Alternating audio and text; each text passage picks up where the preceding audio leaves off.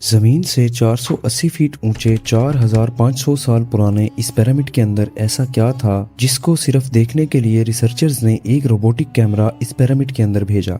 एक जगह पर आकर रोबोटिक कैमरा रुक गया क्योंकि अब उसके पीछे एक पत्थर का स्लैब था।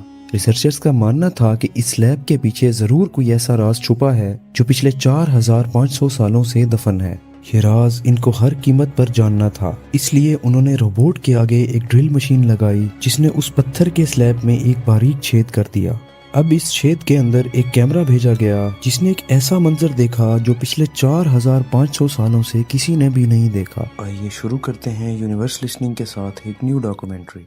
नाजरीन, मिस्र यानी इजिप्ट में टोटल 138 ऊंचे तरीन पिरामिड्स मौजूद हैं जिन्होंने पिछले हजारों सालों से दर्जनों अर्थक्वेक्स और कई खतरनाक तूफान का सामना किया है, लेकिन मजाल है इनमें से कोई एक भी इधर से उधर हुआ हो। इनमें से सबसे ऊंचा और बड़ा pyramid the great pyramid of Giza कहलाता है और इस पिरामिड की बेस का एरिया 13 एकड़्स है। यानी इस पिरामिड की बेस में हैरत अंगेज तौर पर एक दो नहीं दुबई के 5 क्रिकेट स्टेडियम आराम से फिट आ सकते हैं। एक एस्टिमेट के हिसाब से इस पिरामिड में पूरे 23 लाख बड़े बड़े पत्थरों का इस्तेमाल हुआ, जिनमें से कई पत्थरों का वजन 50 टन भी था। अगर इस पिरामिड के पूरे वजन का अंदाजा लगाया जाए तो इस पिरामिड का पूरा वजन 60 लाख टन है, जो 13 बुर्ज खलीफा के वजन के बराबर बनता है। लेकिन इतने ऊंचे और आलीशान पिरामिड्स बनाने का मकसद आखिर क्या था?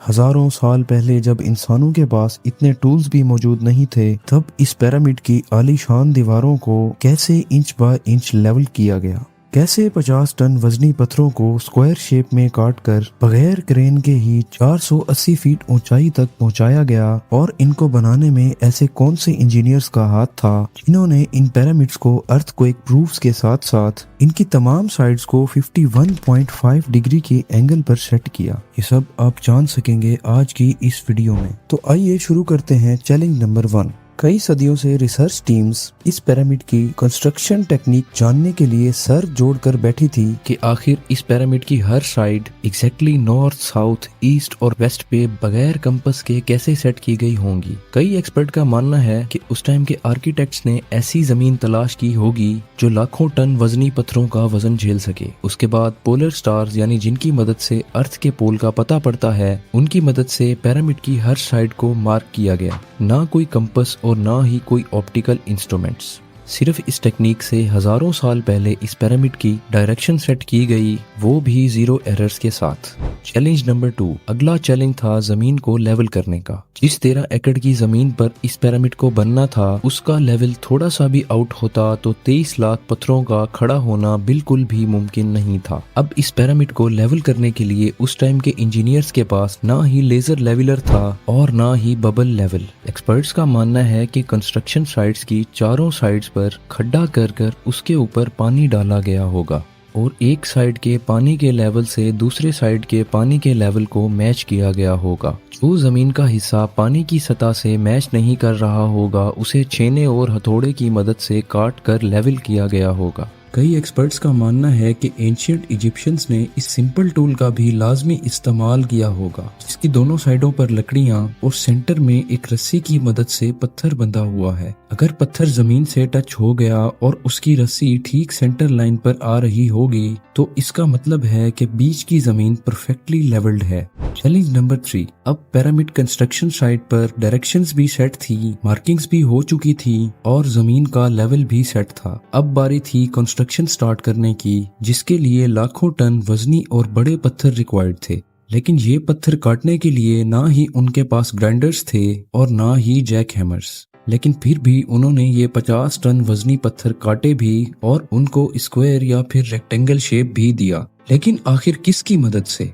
जी हाँ, ये ही सिर्फ एक वाहिद टूल था जिसकी मदद से पत्थरों को काटा गया। एक्सपर्ट्स का मानना है कि कंस्ट्रक्शन साइट पर इस्तेमाल होने वाली छेनी सिर्फ कॉपर से ही नहीं बनी थी, क्योंकि उनको भी ये बात मालूम थी कॉपर नरम होता है, वो पत्थर नहीं काट सकता। इसलिए इसमें एक केमिकल आर्सेनिक भी शामिल किया गया था। कॉपर और आर्सेनिक से बनाई जाने वाली ये छेनी लकड़ियों के हथौड़ों की मदद से पत्थरों पर ठोकी जाती थी और कई घंटों की मेहनत के बाद बड़े बड़े पत्थर शेप में लाए जाते थे। Challenge number 4। चूंकि ये खास किस्म का पत्थर जिसको आज लाइम स्टोन कहा जाता है, इसकी कटाई पिरामिड साइड गीजा से 250 किलोमीटर दूर टोरा के शहर में हो रही थी। अब मसला था ये पत्थर गीजा तक ट्रांसपोर्ट करने का, जिसमें से हर एक पत्थर 50 टन यानी 50,000 केजी के बराबर का था, जो तकरीबन एक ट्रेन की बोगी के बराबर बनता है। और ऐसे 23 लाख पत्थर एक पिरामिड में इस्तेमाल होना थे।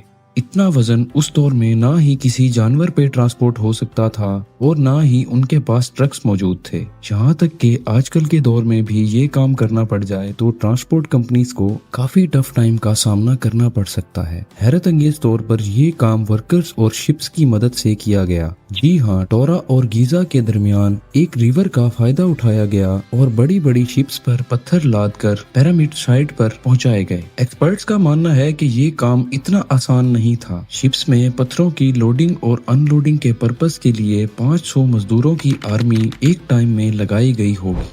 चैलेंज नंबर 5, जो एक्सपर्ट्स की टीम पिरामिड की कंस्ट्रक्शन पर रिसर्च कर रही थी, उनको अब अपने कई सवालों के जवाब मिल चुके थे। लेकिन एक बात उनको हर वक्त सता रही थी कि लाइमस्टोन कट भी गए, ट्रांसपोर्ट भी हो गए और कंस्ट्रक्शन के दौरान एक के ऊपर एक लगना भी स्टार्ट हो गया। मसला ये था कि पत्थर आखिर इतनी ऊंचाई तक पहुंचाए कैसे गए होंगे। कई एक्सपर्ट्स का मानना है कि पिरामिड की कंस्ट्रक्शन से पहले ही ये प्लान कर लिया गया था। या तो ये स्पाइरल ट्रैक के जरिए ऊपर गए होंगे या फिर जिग जैग तरीके से। लेकिन ये बात तो तय है कि 50 लाख के करीब पत्थर मजदूरों की आर्मी की मदद से खींच कर ऊपर गए होंगे।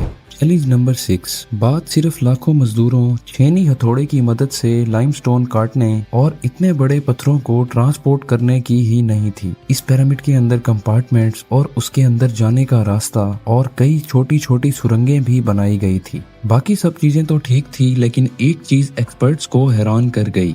वो ये थी कि अंदर के कंपार्टमेंट्स में जो पत्थर इस्तेमाल हुआ था वो लाइमस्टोन नहीं बल्कि ग्रेनाइट था। ग्रेनाइट एक ऐसा पत्थर है जो डायमंड के बाद दुनिया का सबसे स्ट्रॉन्ग तरीन पत्थर माना जाता है। आजकल के मॉडर्न दौर में ग्रेनाइट बड़े बड़े ग्राइंडर्स की मदद के सिवा काटा ही नहीं जाता। दुनिया भर से कई आर्कियोलॉजिकल एक्सपर्ट्स को पिरामिड का विजिट भी करवाया गया, लेकिन किसी को भी इस बात का सुराग तक नहीं मिला कि 4500 साल पहले इजिप्शियंस ने ग्रेनाइट जैसे ठोस पत्थर को कितनी सफाई से कैसे काटा था। लेकिन आखिरकार एक्सपर्ट्स ने कई सालों के बाद इस मिस्ट्री को भी सॉल्व कर दिया। इजिप्शियंस ने ग्रेनाइट को इतनी सफाई से एक ऐसे आरे से काटा था जिसके दांत ही नहीं थे। जी हाँ, बगैर दांतों वाले इस आरे पे दोनों साइडों से वजन डालकर इसको ग्रेनाइट पर चलाया जाता था और बीच में बजरी डाली जाती थी। एक्सपर्ट्स का मानना है कि इतने बड़े पत्थर को काटने के लिए इनको 4 महीने का वक्त लग जाता था। आखिरकार इन पिरामिड्स को बनाने का मकसद क्या था? इन पिरामिड्स को बनाने के लिए कितने मजदूर एक ही वक्त में काम करते थे? और रोबोटिक कैमरा ने